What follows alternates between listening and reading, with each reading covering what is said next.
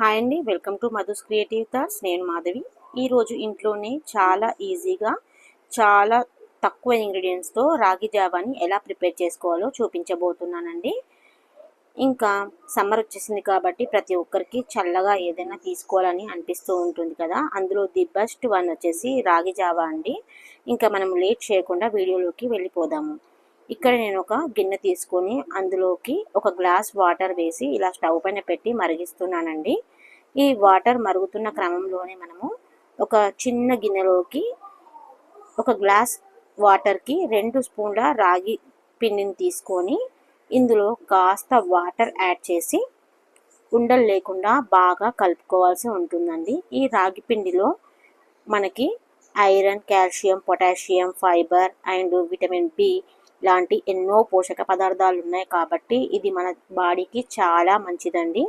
And ఈ రాగి జావ తీసుకోవడం వలన ఒంట్లో వేడిని తగ్గించుకోవచ్చు. అండ్ చిన్నపిల్లలు బాగా ఆటలాడుతుంటారు కాబట్టి వాళ్ళలో ఉన్నటువంటి ఎముకల దృఢత్వానికి ఈ రాగి పిండి బాగా దోహదపడుతుంది. అలాగే మధుమేహం ఉన్న వాళ్ళకి షుగర్ని కంట్రోల్ చేస్తుంది. అండ్ జీర్ణ వ్యవస్థ సరిగ్గా లేకపోతే అంటే కాన్స్టిపేషన్తో బాధపడే వాళ్ళకి ఈ రాగి జావా చాలా బాగా పనిచేస్తుందండి. ఇంకా ఈ వాటర్ మరిగిపోయాయి కాబట్టి ఇందులోకి మనం కలుపుకున్నటువంటి రాగి మిశ్రమాన్ని వేసేసి ఉండలు కట్టకుండా ఇలా బాగా కలుపుకోవాలండి.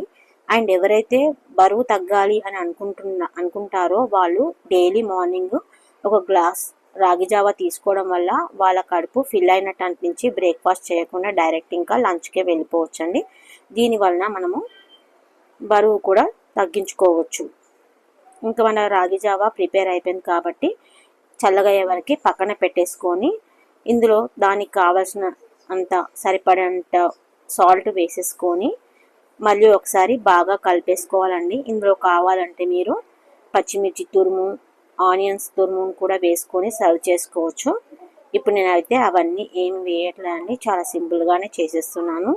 ఇంకా ఈ రాగి జావా చల్లబడిన తర్వాత ఇందులోకి మనము మధ్య మధ్యలో అక్కడక్కడ తగులుతూ బాగా ఉండడానికి కోసం అని చెప్పేసి నేను కాస్త అన్నంని ఇలా చిదిమేసి ఇందులోకి యాడ్ చేస్తున్నాను. అలాగే దీంట్లోకి కాసంత పెరుగును కూడా యాడ్ చేసేసి బాగా కలిపేస్తున్నానండి.